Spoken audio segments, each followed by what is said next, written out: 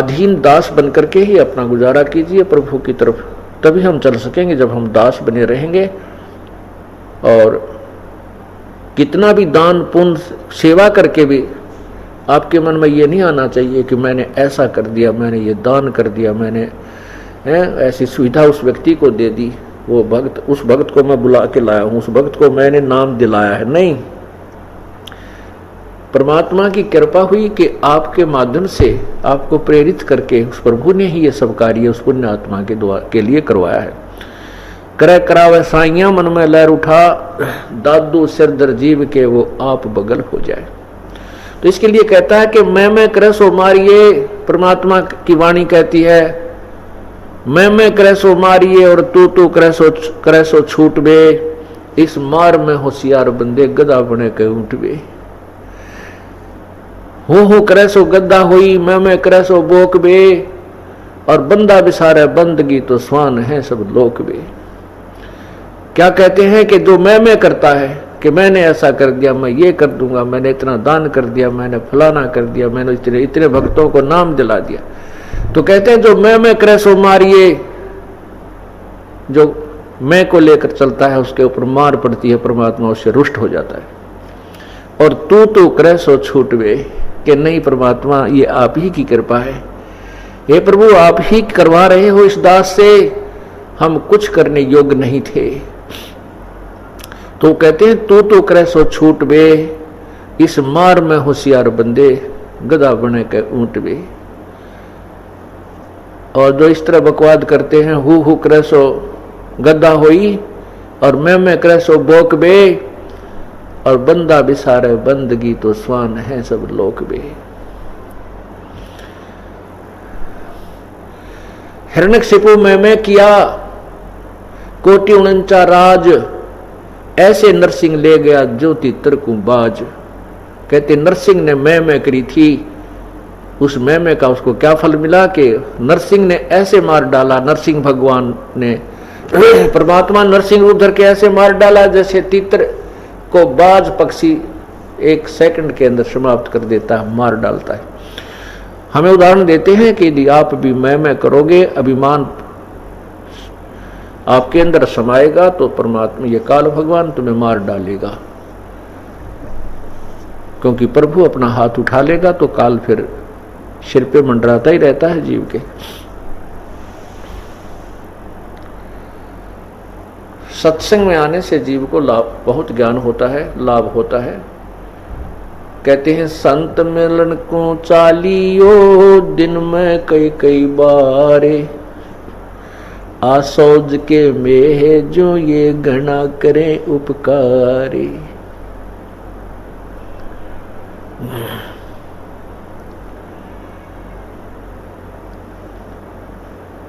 संत मिलन को चालियो, तजमाया अभिमान, जो कदम आगे रखे ओहे यज्ञ समान। कितना पुण्य भी होता है साथ के साथ।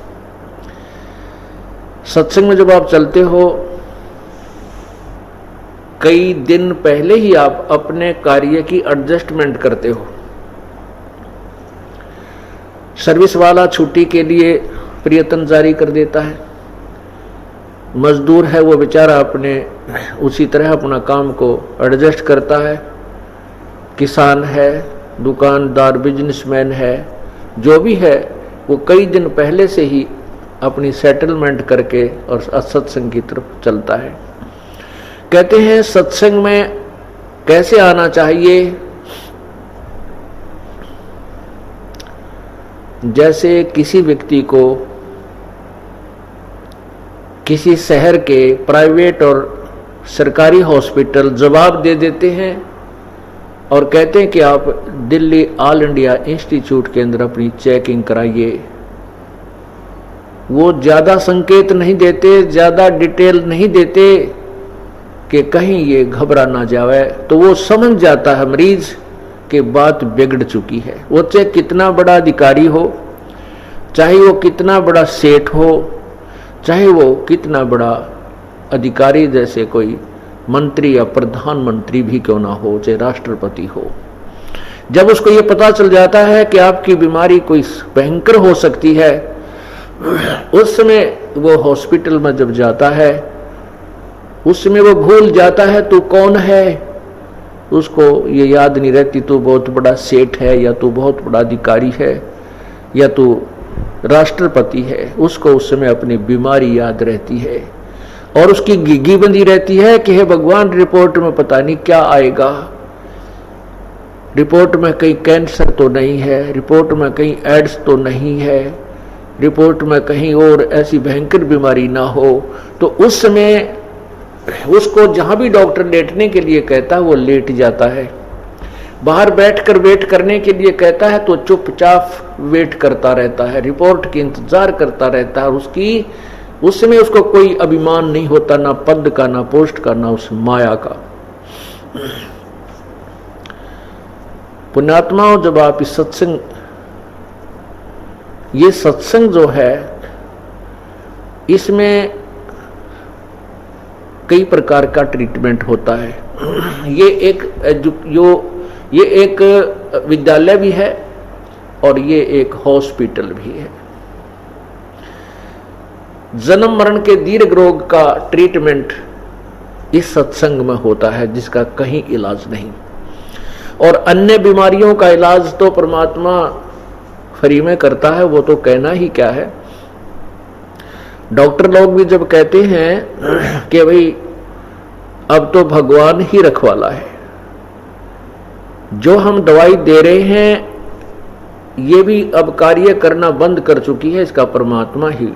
इससे आगे तो यूं कहा करें राम का नाम है, अर्थात सर्व प्रयत्नों के उपरांत भी परमात्मा ही आगे होता है, उसी की आवश्यकता हमें होती है।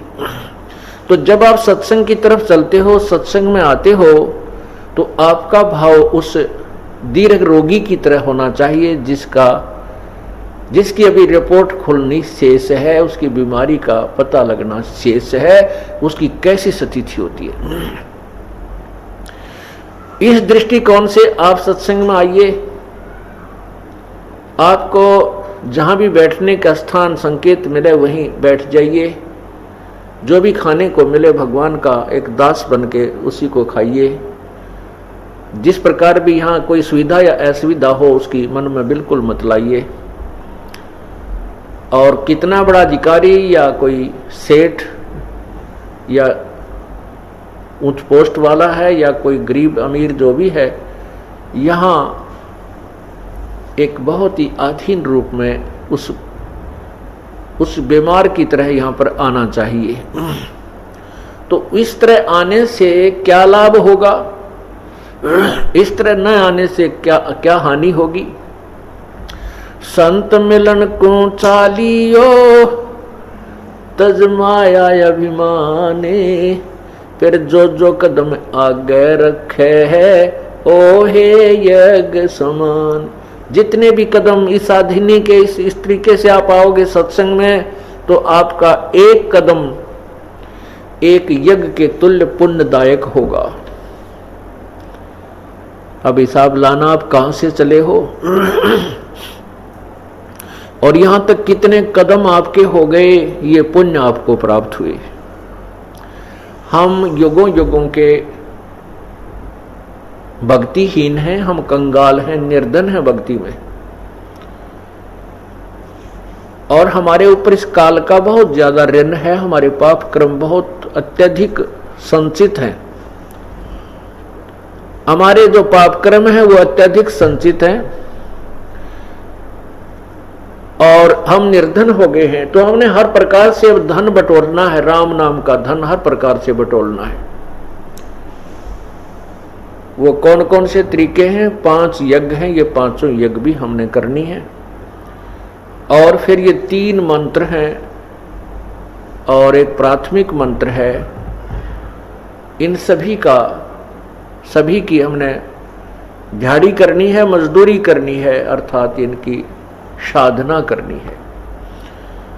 तब हम उस परमपिता परमात्मा को प्राप्त कर सकेंगे और उस साधना से हम साहूकार होंगे और योग के बल से, भक्ति की शक्ति से हम सतलोक जा सकेंगे।